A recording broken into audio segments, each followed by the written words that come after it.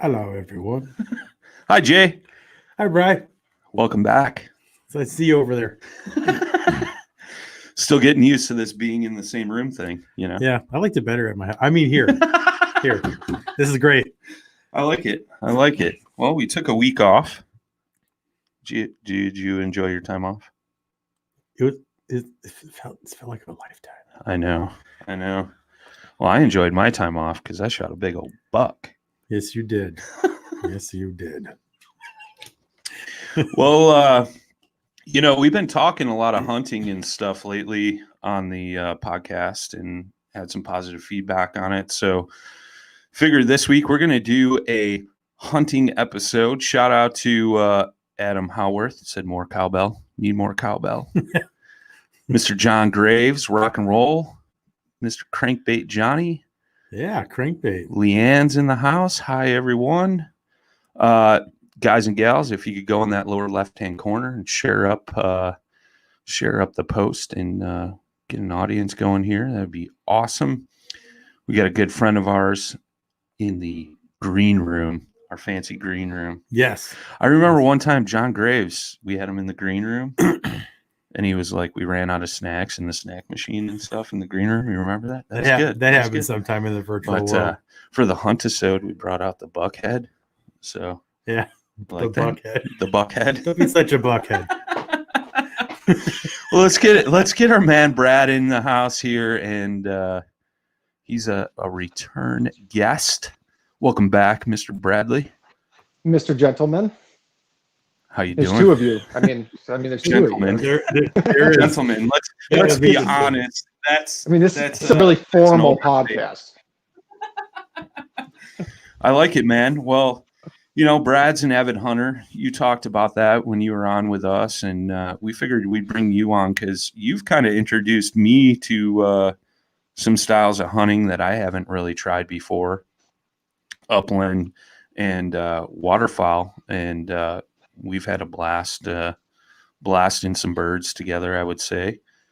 And we wanted to talk about Jay's experience this year because this is his first time hunting anything. Well, seriously, I mean, I've hunted in the past, but not like I'm doing this year. Yeah, right. Yeah, newbie. Pretty much the rookie, and I got some great stories to go with that. We got Naughty Fish in the house. What's up, Lawrence? But yeah, we wanted to have a hunting episode, and we want your guys' feedback at the end of the show. Shoot us a message, put it in the comments if you want to see more of these. A lot of fishermen transfer over into the hunting world this time of year. So Jay and I have been talking, and we've got questions about it. Like, are you guys going to do a hunting episode? And by all means, why not? We try to educate in the kayak fishing world. Why not try to do it in the hunting world? I mean, I know from your experience, you've learned a ton of stuff this year. Yes, I have. I've become very good at tracking deer, apparently. Stuff like that. But Brad, man, let's start with you, man. right. Like, what types of hunting are you doing this year? What's your kind of background and all that good stuff for people that may not know you? Well, I took up hunting myself. No one in my family hunted. I was living on a farmhouse at the time, and I just kept watching ducks and geese land in the field behind it. And a buddy of mine and I were like, we should learn to do this. And that's kind of where it started. I remember going and doing my hunter safety and then jumping out in that field, not having a clue what we were doing with a dozen of the cheapest silhouette decoys you could buy. Because I don't know, I was 23 and broke renting a farmhouse. And let's be honest, keg parties on a weekend were way more interesting. Sure. As always at 23 for sure. Yeah, I bet there's even like a couple of spots where a couple of times you're like, hey, hold on 1 second. Hold my beer. There's good times there. I mean, there was drag race, grass drag, and snowmobiles up back in the middle of summer, and you gotta love it. Gotta love it. But yeah, I mean, that's kind of what got me started into it. Is just like really, I got bit by the waterfall bug first, which probably might be the most expensive bug out there in my opinion. Sure. It that just never ends. It's just waterfall is just an addiction. That's just like open up your pocketbook and just throwing money at it. Yeah, I think I kind of already learned that lesson. Yeah, I saw some pricing. I was like, oh, geez, that's all I need is more stuff to get into. Yeah, well, that was kind of my thought. Like, Brad and I had talked over the summer, I think it was, and you were like, hey, man, you should come up. Let's hunt out of the kayaks for some ducks and geese. And I was all about it. Like, duck and goose hunting is something I've always wanted to do, but I've never had a mentor for that, so to speak. And when you offered the invite, I was all about it, and I got to partake in that this past weekend. And I think it was the very next day I was on the phone with you, and I'm like, all right, I'm going to go buy some duck call, a goose call. What should I buy? I'm going to get a dozen decoys. Like, what do you recommend? And this and that. And lo and behold, going up back at my house, and I was giving you some terrible calling lessons. Well, in our friend Adam Howarth was with us, and in the comments here, he says, give a man a duck he eats for a day. Teach a man to hunt ducks. He will drop 1,000 on decoys, 500 on a gun, 1,800 on a kayak, and 200 on calls. I like it. I mean, that's pretty accurate. Not too far off, yeah. So, but Jay, I mean, you're newbie, right? Like, yeah, I'm pretty green. What's been your focus this year? Archery, deer hunting. Yeah, for sure. I have put in. So I belong to a private club that has a lot of deer that come through. Private club. Yeah, I know. Pinky up, Mr. High Class over here. Yeah. Well, it's also suburban hunting, so it's not that great. So, I'm good fishing. I'm still kind of a city boy when it comes to even hunting, but no, I mean, I put in a lot of time sitting. I think I'm estimating, but I could probably be near 70 to 80 hours, I think, at this point. There were some botched attempts in the middle of that. Again, we talked about the cellular cams. I've got 3 out there, and there's one particular morning me and Brian were talking, and he's like, dude, you should go out there. Because I shot him a picture of this buck, and he's like, you should be out there tomorrow morning. I'm like, yeah. I was like, I will. And then the morning came, and I was like, yeah, I'm going to sleep in. It's a little chilly. And then that morning, the buck walked right in front of the spot. And I blew it. If I was there, I mean, what's the saying I told you that it was most representative of hunting? Can't kill him from the couch. Exactly. So, but I mean, I'm telling you, man, I have had so many interactions with deer this year. It is just like, it's insane. But I learned a lot within those interactions. I've actually shot 2 does this year. One sadly I lost. We'll get into that. Into that because that's a good lesson. Well, there's that one and then the other one. So. Yeah. Well, you learned 2 valuable lessons. Yeah, there. but it's been pretty brutal. Oh, I took a coyote too this year. From the tree stand. So that was actually my first I guess it's weird to say it, my first kill. Harvest. Yeah, harvest, let's say. My first harvest. I've actually been instructed if I ever saw them, because we have so many on the property, to take them. So, well, pretty much any hunt turns into a coyote hunt as soon as you see a coyote. It's just the way it works. Oh, yeah. Absolutely. Yeah, but it was a good shot though. Yeah. Yeah, I mean, he within 10 feet, he didn't get any further. See, that's the thing, man. Coyotes are so hard to shoot with a bow. And you drilled that thing, but you struggled on your deer. You know, and then like, and I'll even put this to you, like I'm a target, like my background is like 3D target shooting. Yeah. You know, and just regular target shooting, like doing, 300 and 500 rounds. And yeah, I will tell anybody, like, you may think you're a crack shot, but you wait till you get a deer 10 yards in front of you on a ground blind that takes you by surprise and you think you got it, and later on you realize that your sight is off too. Something happened to my sight. I mean, everything has happened this year that could ever happen. Oh, it's been a great learning experience for you, that's for sure. I mean, like I told you, man, I wasn't bashful about it in my first year deer hunting. Like the first deer I shot, which was actually my first actual sit, I shot a doe, and my mentor back then was Scott Purrs, and he was on one of the first, I think it was like episode number 4 of season 1. And, like I'm the same as you, Brad. Like nobody in my family, well, my dad bird hunted before I was even born. My folks had kids. My mom said, you got to get rid of the shotguns and stuff like that. So I never really had anybody show me. I didn't start bow hunting till I was, I think 28 or 29 maybe, and I'm 38 now.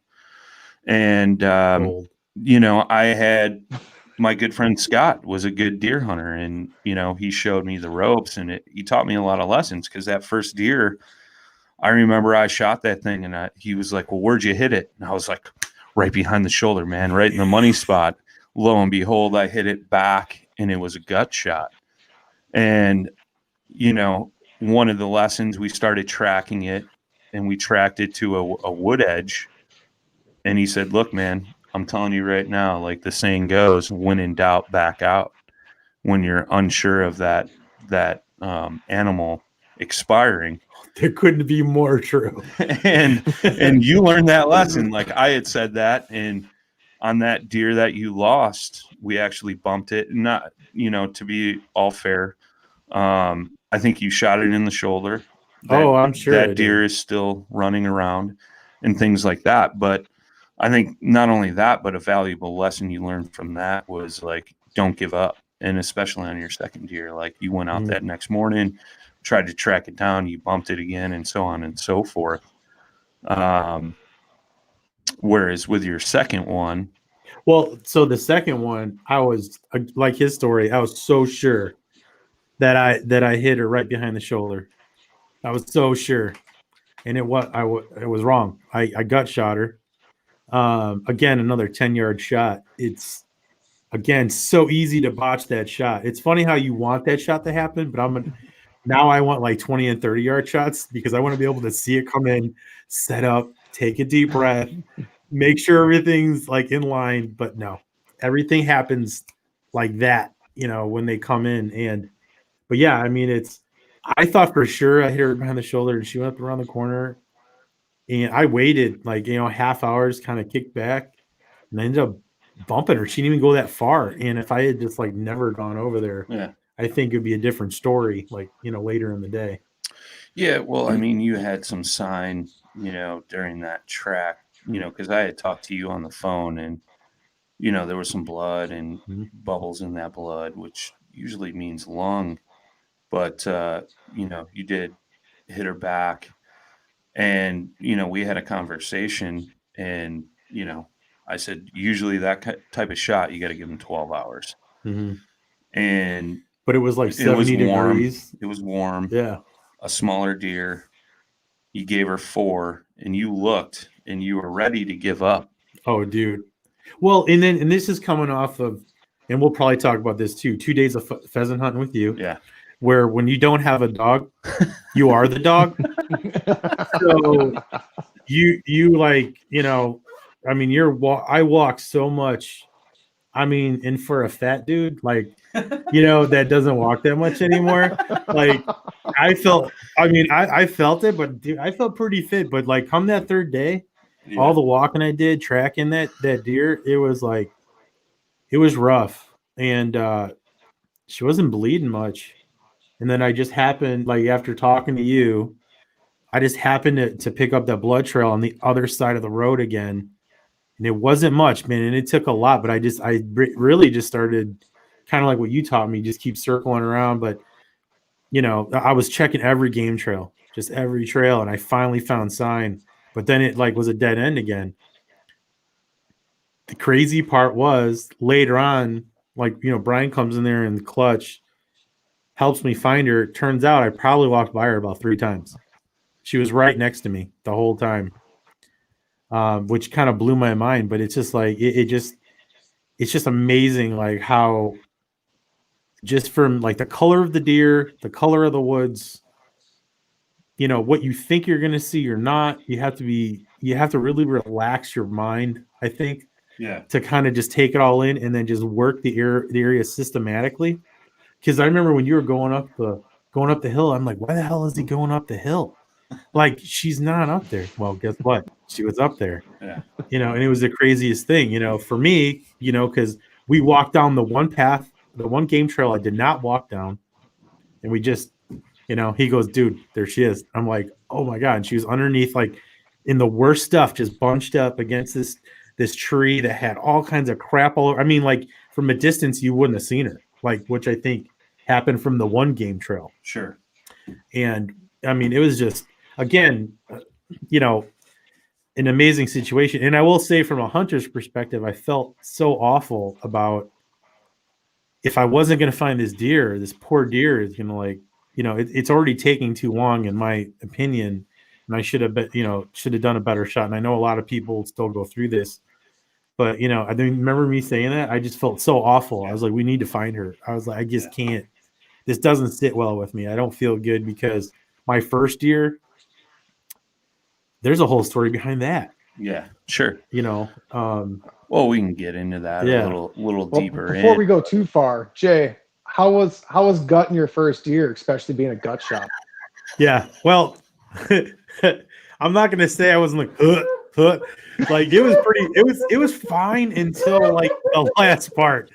I know Brian was like totally having a great time with this. Again, and I'm not gonna hide it, dude. It's like, as much as I fish in, you gotta back that up. How was cleaning your first pheasant? Oh yeah. I'm just gonna say let's just say Jay's got a soft stomach. Yeah, I've never had a strong stomach. I mean, I'm hoping I get over it. But even if I don't care. It's not gonna deter me. I mean, even if it's a part of the experience, And just so you know, we're never recording that. We're never recording that. We're gonna end the show with that story, no, dude. Oh yeah.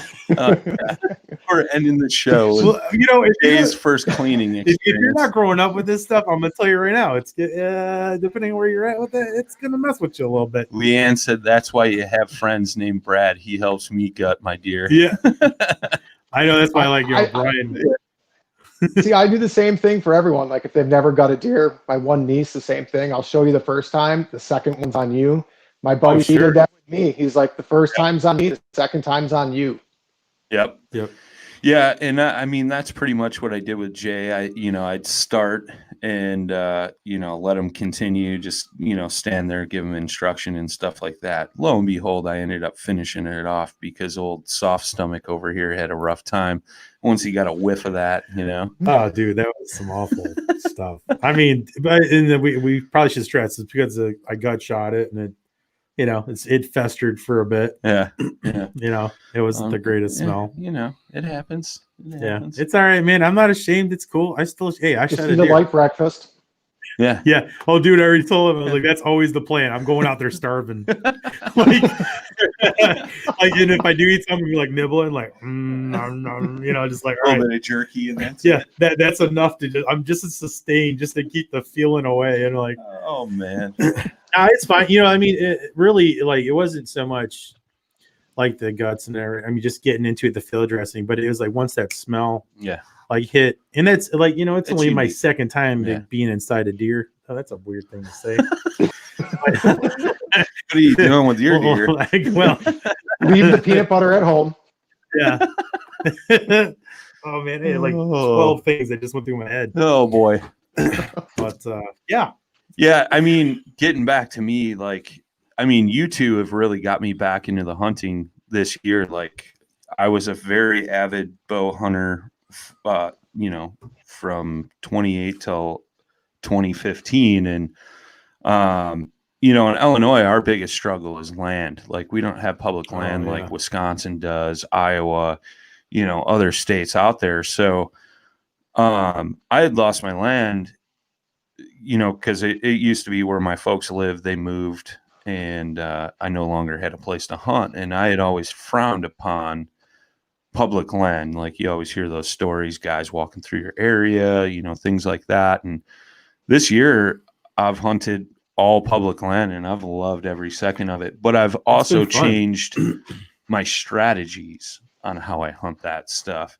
The buck I shot, like, I know I've been, if you guys have followed me on Instagram, like, I've been posting, what have I been calling it? The Hunting Tour 2020 or something, you know, because I've been just, you know, doing all kinds of different stuff, which has been super cool and unique. And a lot of that's due to Brad's guidance and assistance on all the bird stuff. But I mean, you have been chasing some deer, and I've been seeing the camera pictures and trying to give you as much pointers as possible. And I'm like, man, what am I doing? And then, you know, I went up and saw Brad when we went woodcock hunting, and, you know, showing me pictures of his bucks running on cameras. And, you know, obviously it was the rut. Rut was kind of in full swing last week, and I was like, man, I need to get in the woods. So I took some time off and got out there and shot 2 deer back to back 2 days in a row. Yeah. That just like blew me, because it was just funny, because like you made that comment to me. You're like, watch, I'm gonna get out there and shoot a buck before you. And like, and like how many hours collectively? Like maybe 5? Not even. Maybe 3.5.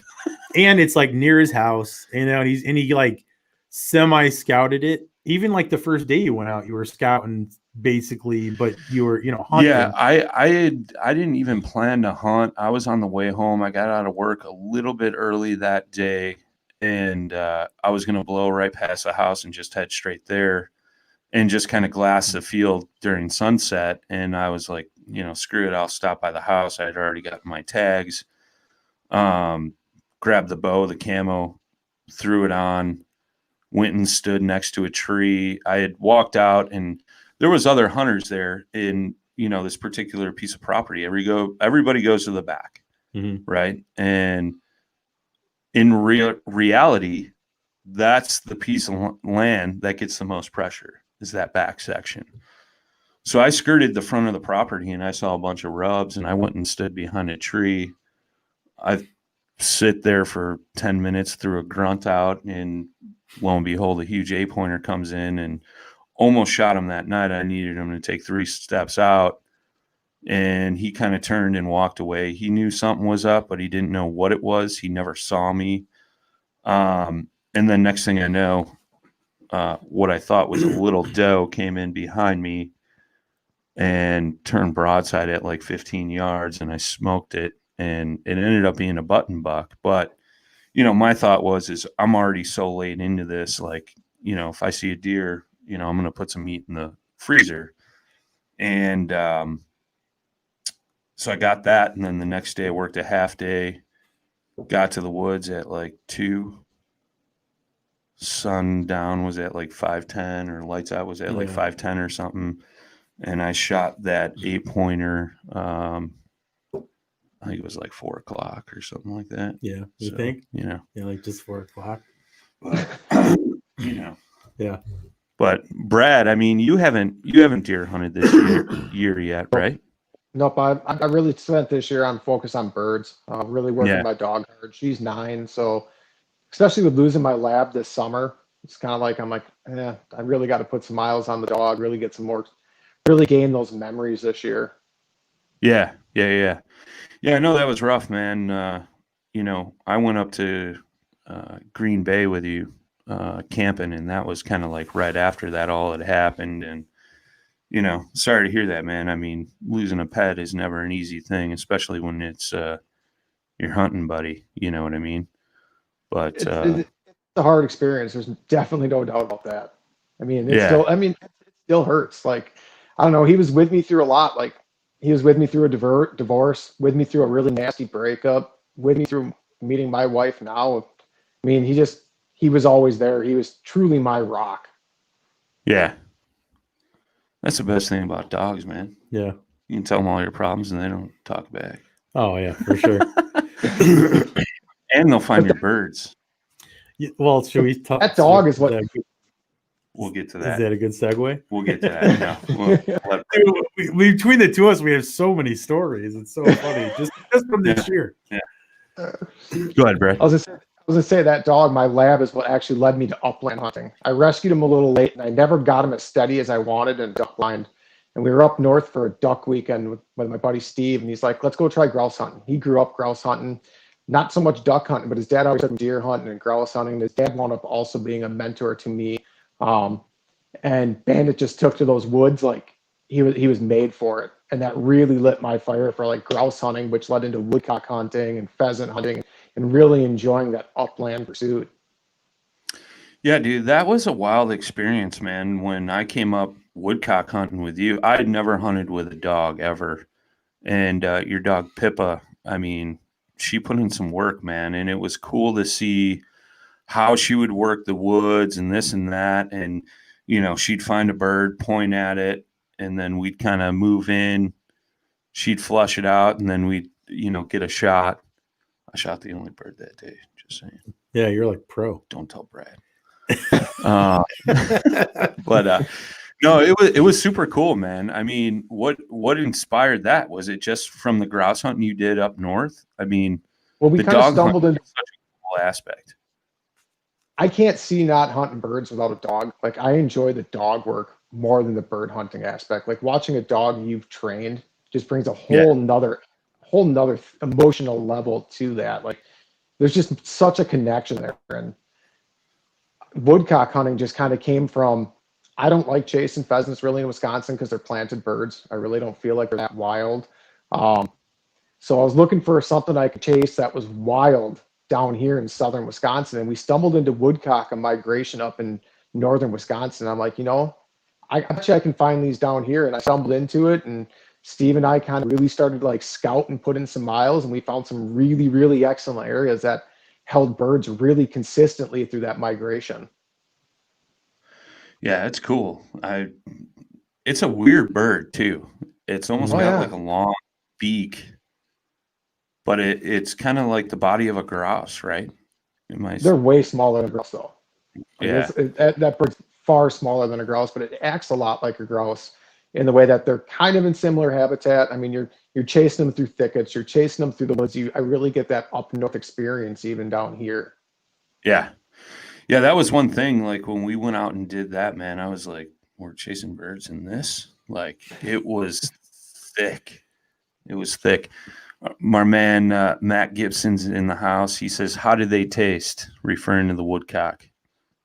They're a dark red meat. I think they taste all right. I normally cook them on the grill, wrapped in bacon, or like as a jalapeno pop or something like that. I mean, it's such a small piece of meat. It's like an appetizer. Yeah. It's like a little bird nugget.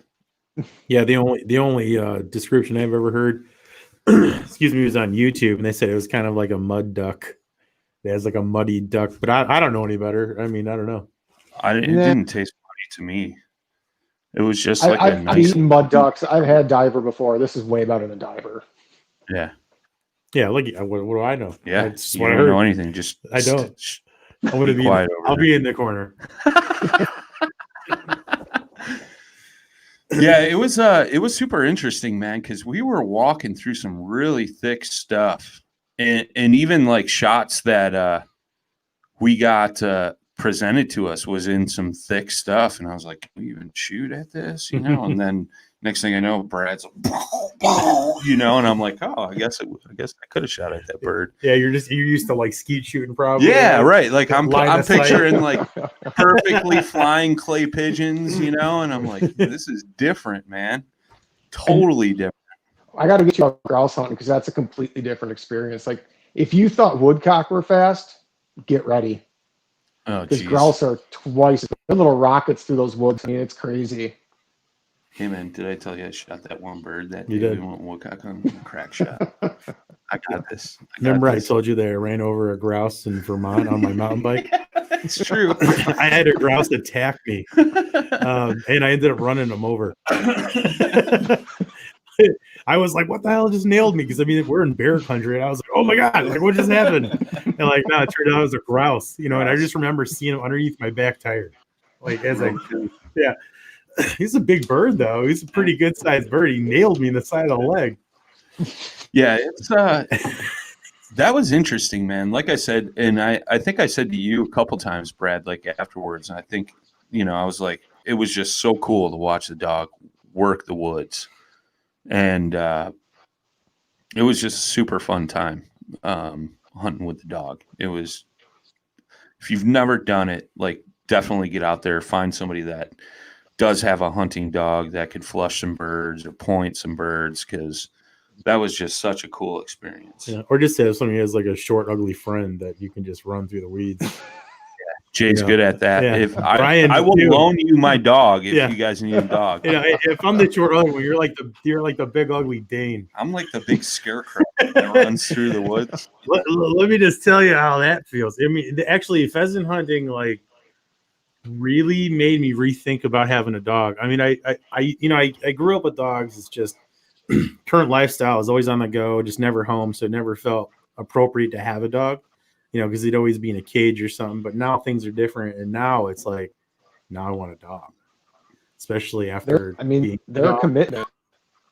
Yeah, I'm sure, but it's like, I mean, maybe this is the segue now. So we were up in Wisconsin hunting public land, and we're going through all kinds of stuff, and we were probably stuff that was similar to what you were hunting in.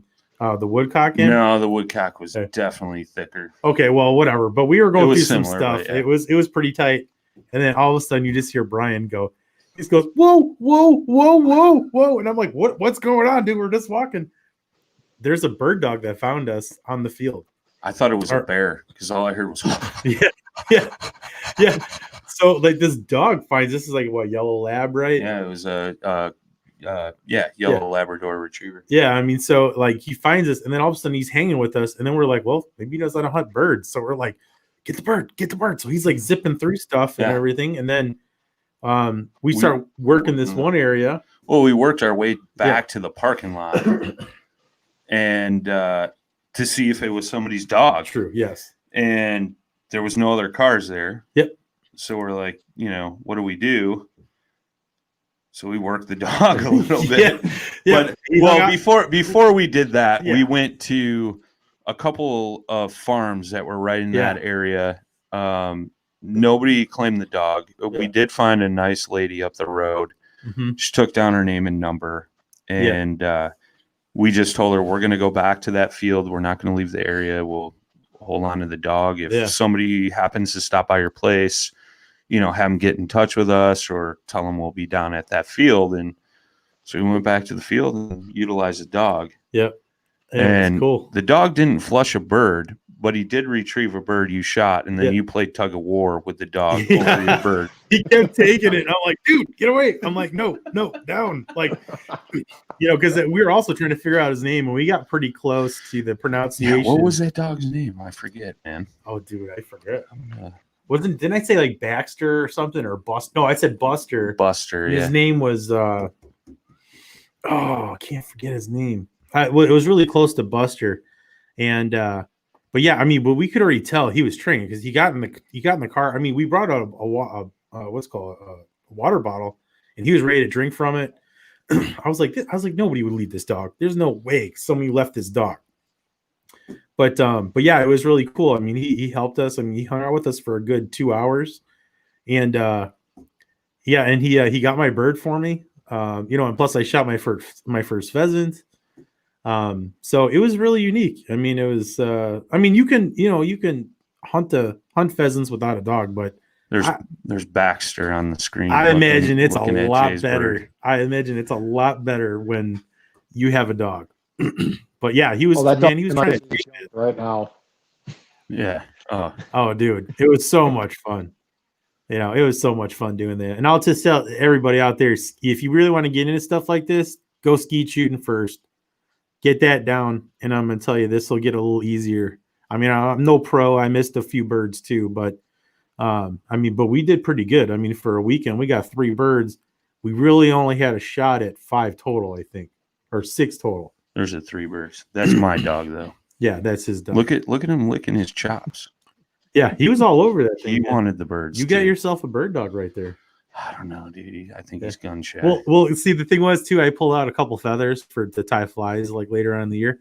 He came over and he tore the feathers out of my hand. Yeah, like literally took them. Like I've never seen him that not aggressive, but let's just say like it was like borderline. I mean, he was not giving them back. I was like, dude, and then he just gnawed them. I was like, what are you doing? But it was a great time, man. It's an amazing time out there, I gotta say. For those wondering what a woodcock looks like, that's not the guy in the orange hat. Yeah, that's one on the screen, and that's Brad's dog Pippa that helped us flush the birds there. So it's definitely a small bird, and it's unique. You can see that beak there. Just a cool little bird, man. But yeah, this has been a fun year so far, though. Yeah. I've actually had more fun hunting than I have fishing, but I think it's because it's new. Yeah, well, anything that's new, I mean, everything, and we're not done yet. Exciting. That's a great thing too. We're not even close to done yet. Yeah. Well, no, we got deer opening up this Saturday. Yeah, we're joining the Orange Army. Orange Army. So we are taking bets on who will get shot this weekend. Yeah, feel free to hit me up in Messenger. Yeah, it's so funny because like now that I know like what's out there, I'm like, Jesus, because he's like, well, we want to hunt from a blind, and then we were both like, I don't know. I don't know if I want to be sitting in a blind, not like there. I'm like, so, I mean, you're gonna have, God, like 30-06s. You're gonna have what? There's even 223 308s. Yeah, I mean, you're gonna have all kinds of subsonic rounds like flying around. So it's like it's funny. I want to be out there with the slow and steady. Yeah. Slug gun. Turn the turkey gun into a slug gun. Slug guns have killed lots of deers. Oh, I'm sure. There's no doubt about that. But I'll have my trusty Savage 30-06 with me. Nice. That's what I'll be shooting. See, I wish I had jumped on that train a while ago, man. Well, I borrowed my brother's. Yeah, but still, though, you got access to one. I mean, I guess I do too. Yeah. Well, after Brian's 5 minutes done with his record so far, he can just let you use it. Yeah. Like Brian's gonna like hit one at 130 yards without a problem. Watch. Me, I gotta bring it in almost like you're gonna have to with a bow. Nah, you'll be good. You'll be good. You shot out to 75 at the range the other night, didn't you? You'll be all right. You good? Still feel it right here, man. Oh, I know. My shoulder raw. Dude, I shot 16 slugs. I will never do that ever again. Never, ever, ever. So let's talk a little duck and goose hunting, man. Like that's your specialty. We did that out of a kayak this past weekend, man. Like what turns you on to utilizing the kayak for the duck and goose? Storage for the first part. Like I don't have a lot of storage at my house. And a kayak I can hang my ceiling. I can still park vehicles in the garage yet. It allows me to hunt areas, big boats. I used to have a big mud boat. I had a 1448 and a 1546 John, different mud motors, outboards, but the kayak just allows you to get into these smaller areas where other big boats can't. And I mean, if you look at how short the grass we're able to hide in there is, I mean, it just gives you more opportunities to get actually on the X where the birds want to be. And it's just mobile. I mean, you can launch from the side of the road, launch in the ditch and paddle it, or like with my setup, I mean, if I have a longer run, I throw a mud motor on the back and go cruise. Yeah, that mud motor set up on the back of your new canoe is pretty unique, man. Yeah, I'm a fan. I mean, it's not like Speed Demon. Like if anybody's thinking like I'm gonna throw a mud motor on a kayak and go 30 miles an hour, it's not what it is, but it does a solid 5 miles an hour loaded, and it doesn't feel like you're moving that fast, especially because I do a lot of solo hunting. So I'm like, man, putt, putt, putt, putt, putt. But then if you're with someone who's paddling, it's a completely different story because you turn around and you look at them, you're like, they're ways back there. Like I'm really moving. Yeah, we paddled into some wind, and that was not fun at all. I wish I had a mud motor or something. I bet. But And I didn't even have mine. I mean, we were both paddling that day, and I mean, we kayak fish. I mean, we've been out in wind before, but that was nasty out there last Saturday. Yeah.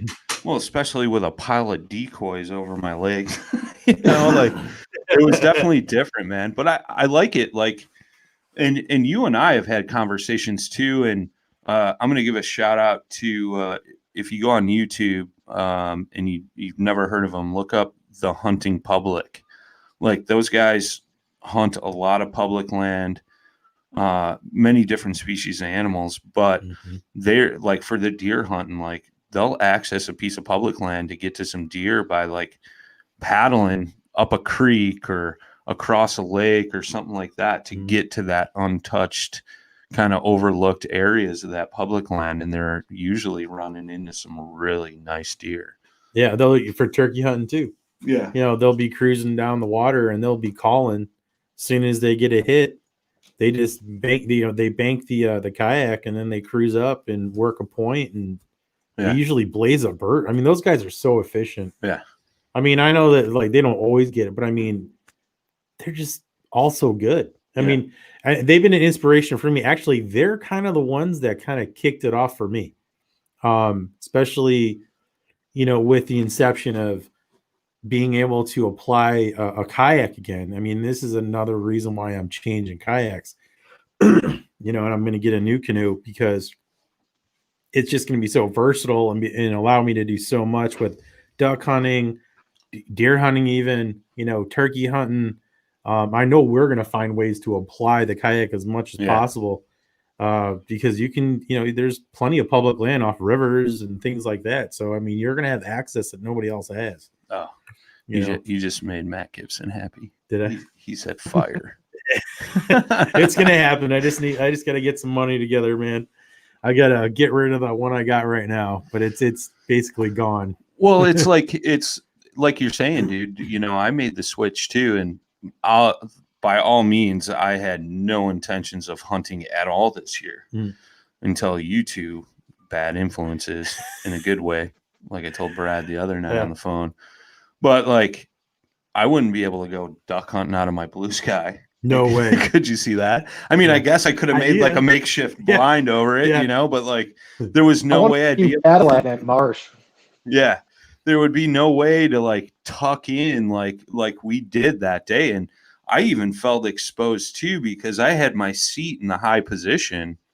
And I remember you and Adam were talking to me about that. Like, it was funny as the day progressed, like I ended up on the bottom of my boat and not in my seat because they were like, I think you're scaring the birds, man. You gotta try working down a little bit more. Are you comfortable like that? Yeah. Oh, well, try snuggling down a little bit more. Try tucking in a little bit. Who brought the giant? Yeah. You know? Right. But it dude, super unique in like that aspect too. Like, you know, it was something that I had pictured, like the spread of decoys and being tucked into the grass. But the unique thing is, you know, Brad and Adam were calling at these birds and to see them work. Like I've never really seen that before. They kind of flew in circles and they were kind of trying to pick their way or their spot that they wanted to come in and land at. And I mean, we had some birds that circled us like probably a good 6 or 7 times, right? And yeah, we just and with them not committing, I mean, they wanted to be there. I really think our hide just wasn't quite good enough. I really do. I mean, when I don't have birds working, like when I don't have birds finish, my first thought is we got to hide better every single time. Sure. I mean, blame it on me. I'll take it. Well, I mean, It's more I've gone duck hunting and goose hunting this year. At the club, but yeah, pinky up again. But I learned a lot fancy doing. box blind. Yeah. Yeah, I mean, well, it's at to the point where you actually got, like I was telling him, you got like the land blinds for the geese for this time of year, and then you've got, or earlier in the year, but anyway, you got the wet blind for all the ducks and everything. So I've become a little familiar with the whole setup and what happens, but the hiding aspect, Yeah. because as soon as you see a bird, all of a sudden you got to like get your head in the blind, and you got to like don't look up, because I guess the reflection in your face is just a big, like, especially if you, I don't know, any face for that matter, I guess. But the reflection in your face, they see it like right away.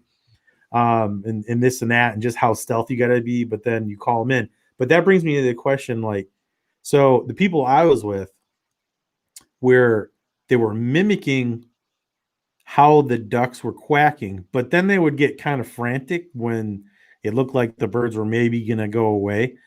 Do you try to mimic the birds themselves, like what the sounds that they're making, or it's like what cadence would you try to, entice them to come land?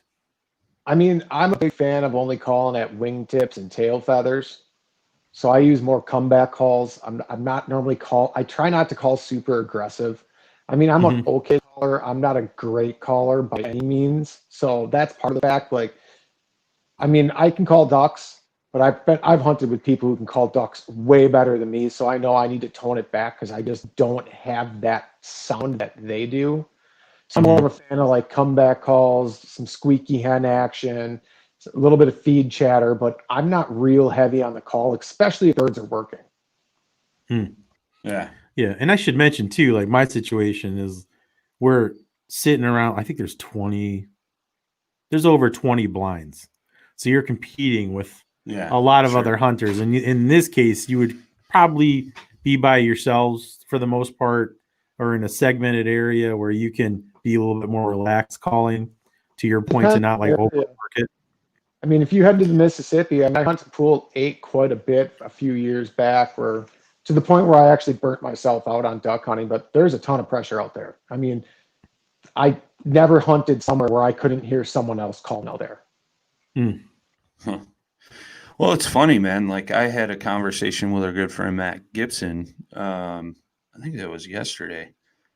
And, I was telling him about the duck hunting and this and that. And we were talking about that, some new canoe stuff.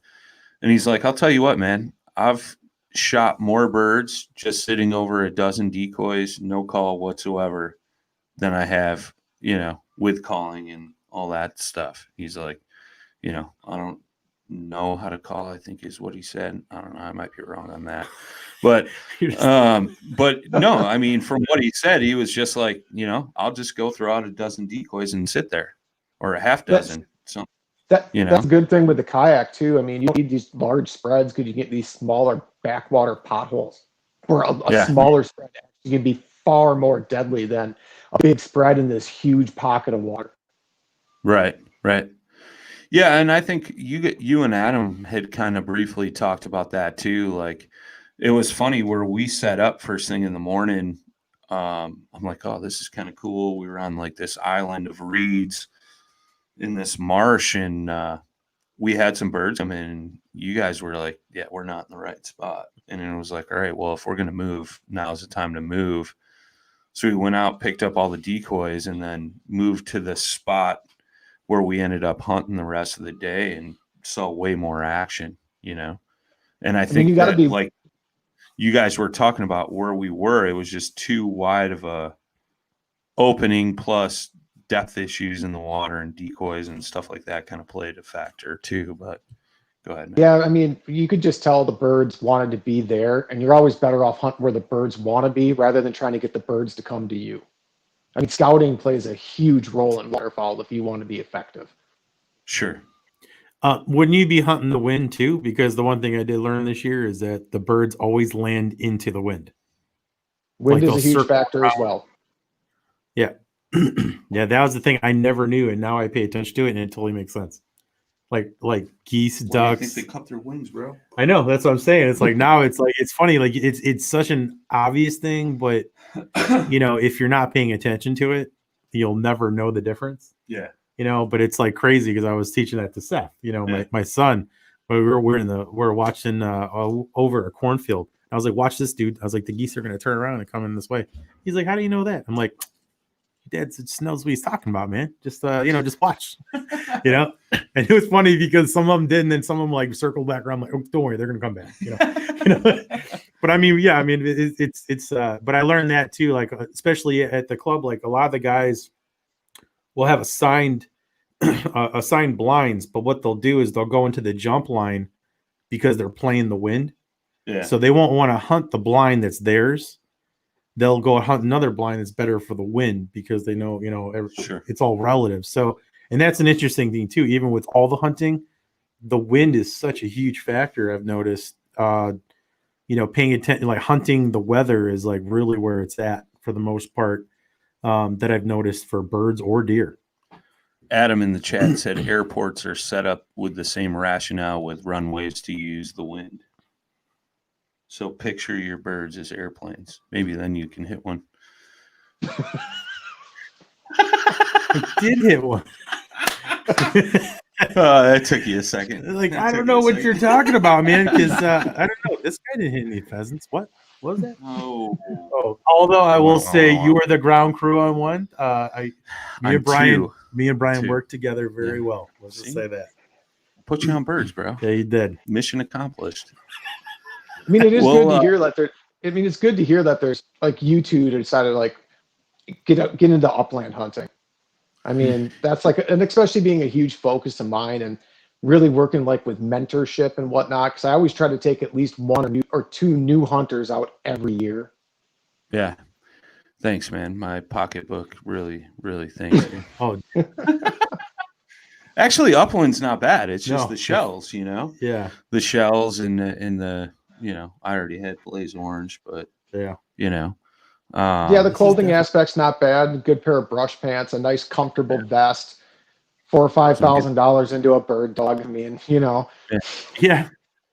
Oh, well, I remember coming home that weekend after woodcock, and my wife works for an animal shelter, and I was like, "You got any hunting dogs up there?" Yeah. She's like, "We're not getting another dog," and I'm like, "Oh yeah, we are." I'm like, "You know what?" I said, "I think our dog could do it. I think our dog could do it." She's like, "He freaks out over thunderstorms. What do you think he's going to do over a shotgun shot?" And I'm like, "Yeah, but I don't think he'd freak out over that. I think he'd be good." Yeah. Well, it's like, what did Brad say? Like, go out there and then, like when you had the birds out there, and then take two by fours and slap them. I haven't tested that theory yet, but I did hide a pheasant in the yard and let him out, and he found it right. Yeah, he found it right away. Right away. Right, Nice. and then he went back after we picked it up. Yeah, and he was still sniffing that. He still sniffs that same area. So I told you he was like possessed that day. Yeah. But speaking of upland, man, I know there was a organization you wanted to touch on and talk about, and it provides some upland opportunities for youth hunters, right? Absolutely. It's they're not really an organization. It's a group of friends and family that got together. They're out of Michigan. They're called Galluside, which Gallus in Latin means rooster and side means slayer. So, I mean, how can you not get behind that name to begin with? Rooster Slayer. But yeah, I mean, like they're a group of friends and family that want to bring the upland community together to like work with mentorship to make sure our traditions are passed down. I mean, that's what they're looking to do. And that really hits home to me with me mentoring hunters. I mean, this year I took you out. Last year I took out a couple of workers. I took out a guy from New York who had never hunted woodcock before. He'd hunted pheasants, but never woodcock. So I always like try to introduce people to something they haven't done upland hunting, or even just new hunters in general. Sure. Just so this, I don't want to see this die with our generation. Yeah. I mean, I want to see this. I want to see our public lands utilized. I want to see the conservation efforts continue to move forward to keep those public lands open, and with the biology behind the birds and the proper habitat management. And you can't do that without the funding of even just the license funding alone. Yeah. Yeah. And then what was it for anything with the DNRs? I think all the states kind of run the same. I think any of the licenses and all that goes directly back into the DNR, for management and things of that nature. And I think they have one other source where they get funding from, but it's not a lot. And, and there's a serious deficit that's starting to happen with hunting because, of course, with the way things are today, for whatever reason, hunting is just it's just, one of those things that everyone's just like, oh, I can't believe you hunt. It's like, what do you mean? Yeah. There's nothing wrong with it. I mean, you eat hamburgers and everything else. I mean, what's different, about me going out in the woods and getting it myself, but it's good that there's groups out there that are doing that because it is important. And and the other thing is too, is being a new hunter, it's, and me and Brian talked about this. It's real daunting. When you look at all of the rules and this and that, and then you don't know if you're doing something right. And then you don't want to get in trouble while you're out there. And, when you don't have a mentor or somebody to at least guide you, some of those people may never get into hunting. And I would say that was a big thing about me is I've been an archer forever. I've hunted on occasion, but I didn't have anybody just kind of take me all the way through it and then go, oh, this is actually a lot easier than I thought. This isn't anywhere near as complicated as I thought it was. I epically failed you on the habitat stamp, though. Yes. It's all right. Yeah. Thank God the game wardens were nice. Very nice. Yeah. Very nice ladies. Yeah, they were. It was kind of funny. Shout out to the two ladies working out on the west side of the state. Yeah. It was so funny, dude, when they nailed me. And I even I kind of knew they were good people and stuff. And she was like, got ID? And I was like, I'm a sovereign citizen. She goes, oh my God. I was like, I'm just kidding. Here you go. Just messing with her. I could already tell we were on good terms. I was like, all right. She's like, thank God. She's You're pushing your luck. Yeah, she was like, I didn't have time to deal with this today. But you know what? It seemed to work. I mean, but then again, they brought up some things to me that I didn't know was going on, and they were really cool about it. The habitat stamp being one, that just never came up. Yeah. But I bought that right on the spot, and they were cool about it. So I mean, it's $650. I mean, well, yeah, I mean, and that's the thing too. I will say, our conservation officers, and I think you and I talked a little bit about that the other day, Brad, and I know Jay and I talked about it after we encountered the two gals last weekend. Is they're just out there to protect our resources. Mm-hmm. That was one thing too. Is the area we were in. There was a bunch of hunters and there was some guys hunting in an area that we wanted to hunt. So we were walking out, and that's why we ran into these ladies. And, I had OnX, the app open. If you guys don't know about OnX, get it. Definitely get it. It shows all kinds of public land, things like that, ownership of private land in the areas you may be interested in hunting. But, I had asked her where this specific piece of land was, and she was like, well, are you going there right now? And I was like, yeah. And she's like, we'll just take you there. Follow us. Yeah.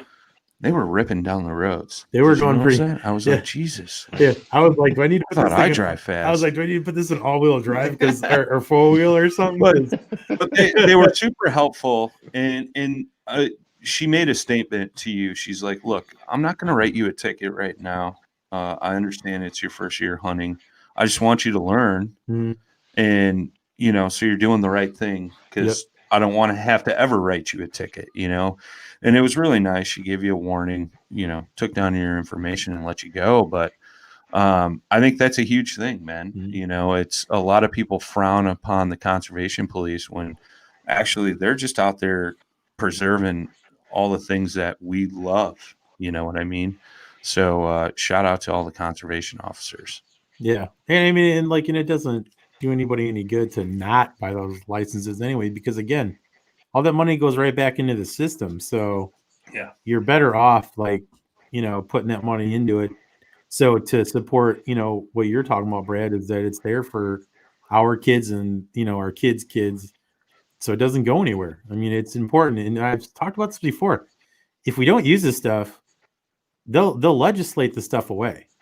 That's what they've done in Illinois. Yeah. I mean, it's like they'll sell it off to, private companies, just whatever, but they'll chop it up into parcels and sell it off. And that's And Illinois is a prime example of that. I mean, there's still a better amount of public land south, but I mean, up north, there ain't nothing. Yeah. I mean, there's a few things. I mean, well, you capitalized on it, of course, but I mean, like a perfect example of that is turkey up here. Yeah. Because this is prime habitat in northern Illinois for turkeys. And even by where he lives, dude, it just blows my mind seeing these turkeys cross the road. I mean, we saw like 10 crossing the road, but it's all private everywhere. Yeah. You know, so, you know, I guess to the point of like, you know, again, if you don't use it, the state's just going to get rid of it. Is it true if you don't use it, you lose it? It seems to be true in Illinois. You know? Well, and that's totally it, man. And not only that, but respecting those public lands. You know, like, definitely. you know, if you see some trash, pick it up. You know, it's the same thing with the waterways, right? Like a lot of folks that I'm sure that are listening to this are all kayak fishermen, and there's nothing more that bums us out when you see a bunch of garbage floating in a waterway or at the boat ramp or whatever else, you know. And, you know, it's just one of those things, man. You just got to use it and respect it. But getting back to the mentorship thing, you know, like that was the biggest influence of me in my hunting was my good friend Scott Purrs. Like, I can't thank that guy enough.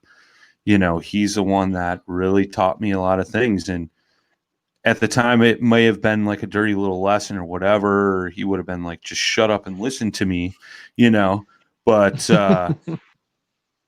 it was huge, you know, it was super huge because that was stuff. And it was super unique this year for me passing that info on to you, like the toilet paper in the tree as you're tracking a deer so you can go back when you lose blood and, you know, things like that, man. Those simple little things that make your hunt more successful.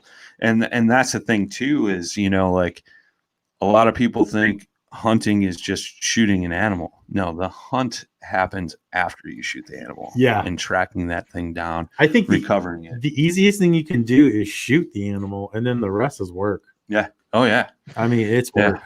We got Chris Hodge in the chat. He said, appreciate the shout out to Galluside. Did I pronounce that right? I believe it's Galluside. Galluside. You're close. My bad.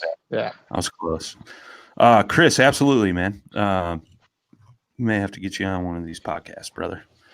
Thank you for doing what you do and getting youth involved and things like that, because we need that.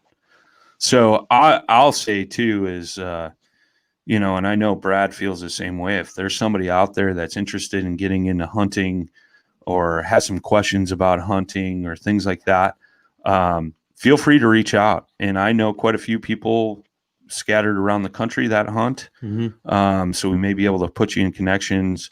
Same thing with Brad.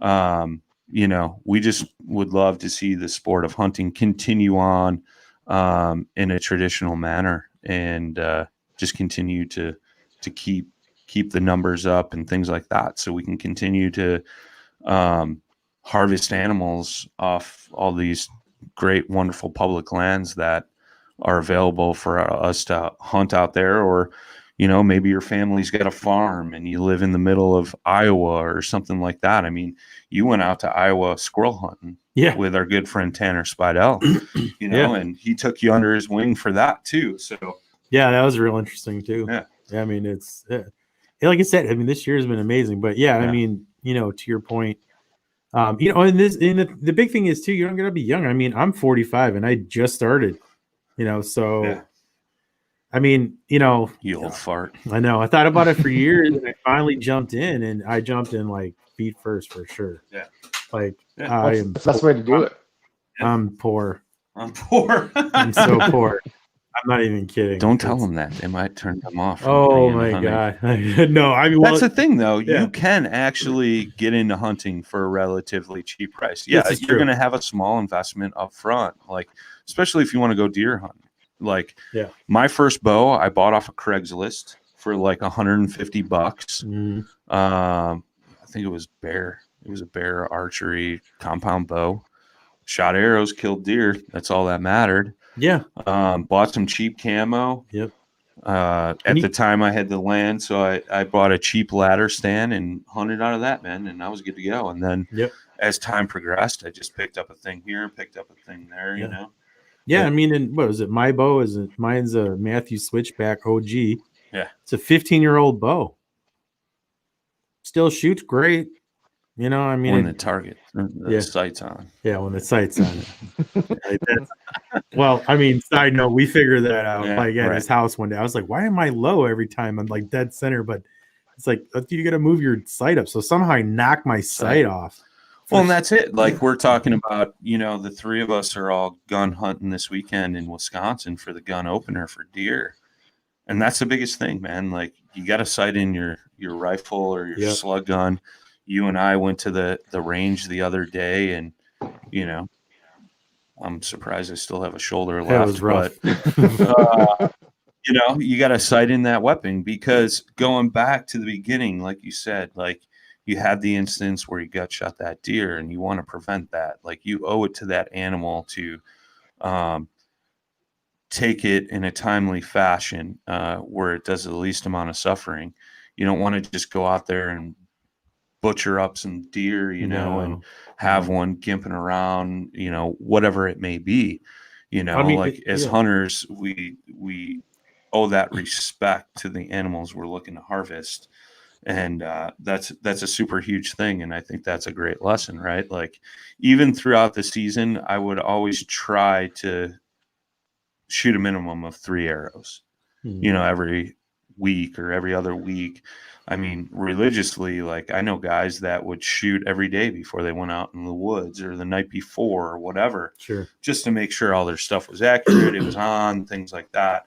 I mean, if you're traveling long distances, your stuff's getting banged around in the case, you might want to shoot it more often just to prevent that. But you know what? It was a great lesson. Unfortunately, the deer had to suffer a little bit because of that, but it was a great lesson to use. So down the road, you know what to do, and that's not going to happen again. Oh yeah, you know what I mean? Yeah, I mean, as a conscientious hunter at this point, I mean, you knew how bad I felt. I almost was going to quit hunting for the year because I was like, I can't do this. Yeah, like, I mean, stomach it. Yeah. I'm not going to do this to deer. I was so sad about it, you know. And well, you know, you can look at. I was just watching a video.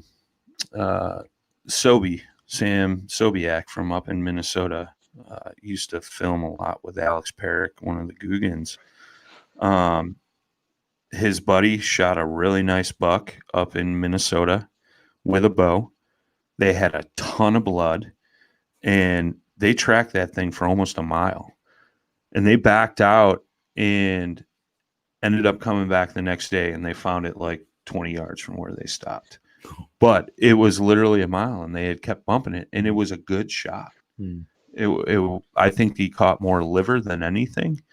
But, you know, in that video, he was like, that is just he's like, the next morning when they continued the video on, and Sam was like, how'd you sleep last night? He's like, I didn't sleep at all, man. Like, I just, you know, it's a horrible feeling. Nobody wants to do that.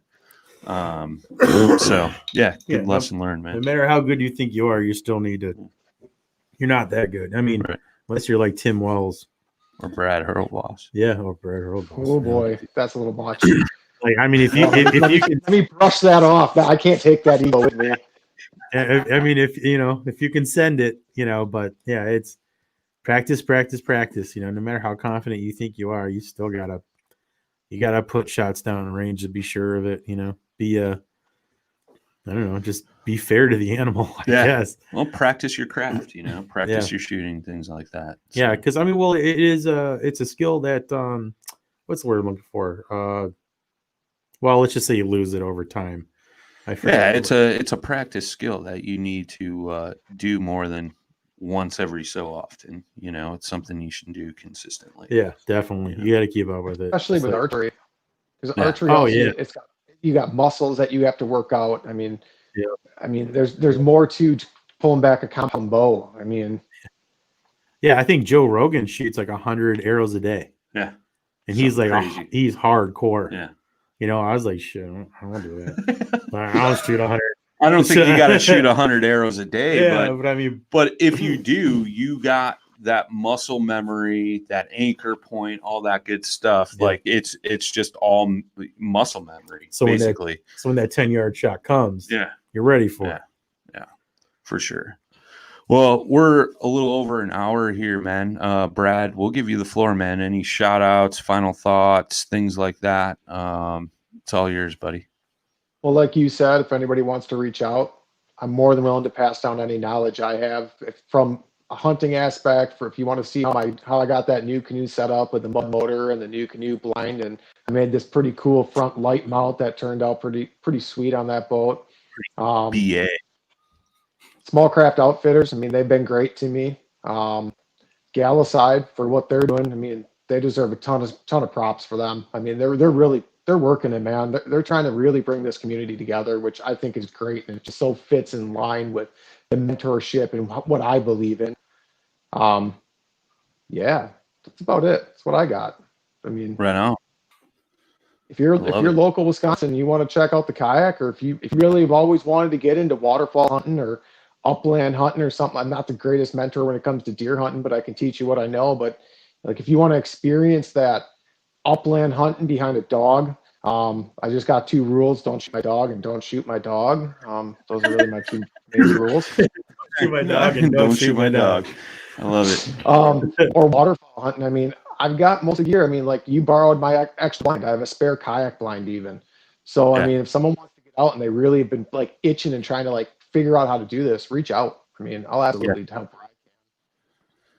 Yeah, I'll say, man, the couple of hunts we've gone on together this year, man, has been nothing but a learning experience, and just super huge, man. I'm looking forward to it. I know we're going to get some duck hunts in next week out of the kayaks, the old new canoes. Everett Park's in the house. What up, Everett? He gave the fist. I love it. Love it. You got a deer, man. Yeah. You got a nice doe. Slung it in the kayak. Finally getting out there, man. Yeah. Get after it, Everett. Want to see a big old buck in your hands. Just here, actually. No. Here, feel that. You don't know how to feel it. This weekend, dude. Something else. This weekend. Yeah, that's right. You're going to feel that in your hands. I get the first crack and I'll be like, hey, what's up? I told Jay, first buck he shoots. So that's what antler feels like. I know where you guys are going. I mean, I've seen good bucks in that area. Really good bucks in that area before. I mean, that's pretty much one of my main public hunting grounds. I stomped there quite a bit. Yeah. Well, I gotta say, man, I mean, you know, Brian's got some skills, man. He's put us on some. We're gonna make it happen. It's been pretty interesting with this guy. Like, he's fast tracking my my knowledge, my learning experience. Yeah, which is cool. Yeah, it's cool, man. Like, I had a conversation with the Godfather. We haven't mentioned the Godfather in a while. The other night, and I'd been telling him about our hunting trips and things like that, and he's like, "Man, next time you go, like, if you guys got room, like, I'd love to go and learn." And, when I first met him, I was still hunting super hard archery, and I forgot he even bought a bow. And Everett, new tour 2021. Let's go, bro. Yeah, let's go. I'm down, dude. Yeah, that's not even a question. The 4 of us Can I get here. in on this? Yeah, well, that's why I said the 4 of us. Hold on. Can I get in if I beat you in a race with the kayaks? Yeah, you win. I give up. What if I put the Torpedo up against them? You'll lose. Will I? Oh, you'll lose. But hold on, I can fill as I go if needed. You'll eventually run out of battery. I'll just make sure I bring enough gas. Yeah, there you go. I got a backup battery. Give me a minute. Like, it'll be like one of those mulligan or, pause. Yeah. Game off. Yeah. But the Godfather wants to get out there, and I was like, "Look, man," I'm like, after gun season, I'm all for it. I'll get you out there. Let's get you on some deer and stuff like that. So, yeah, man, it should be good. Looking forward to this weekend. The ice stays away. Like I said, I'll come down and pound around in Illinois by you guys for a little bit. And there's a spot in Tennessee, Everett, we got to add in there too. Just saying, hit me up, bro. and Georgia. We're good. Yeah. Let's do it. All right, boys. So we're heading to Georgia. Let's do some timber ducks in Alabama right away while we're at it. We'll do Wisconsin, Illinois, Tennessee, Kentucky, Ohio, and Georgia, and some Georgia birds. That's new tour 2021. It's gonna happen. Like hopefully, maybe New Canoe can help fund this excursion. I don't know. Just throwing it out there. Like I did mention earlier in the podcast, running low on funds. Christmas is coming. We'll get it figured out, bro. May not have wives or girlfriends anymore after the tour, but it'll be all good. It's okay. It'll be all good. It'll be worth it. We'll be eating good. But yeah, man, I just want to say thanks to you and Brad for all your guidance, man, and really appreciate it, man. And I've really leaned on you lately for like waterfowl and upland advice, and just want to say thanks, man. Like a lot of your advice had, I'd taken Jay out pheasant hunting, and we got on some birds, we talked about some things, stuff like that. You put me on some ducks last weekend, so super thankful for that. Everett said, "Not if you're in a Jackson." We already know I won't be. Yeah. I mean, come on. Everett, we already figured this it's out. All right. Bro. I mean, like again, I love my Liska. It's still in the garage, but but don't worry. I got my sights on something else. But cool, man. I appreciate everybody tuning in tonight. Would love the feedback if you guys want to hear more hunting episodes in the fishing off season. That's what we're talking about doing. So just change it up a little bit, change the pace and things like that. So, well, normally I say until next time, tight lines and smooth paddling, but should I say until next time, straight shooting and smooth paddling? Yeah. Peace.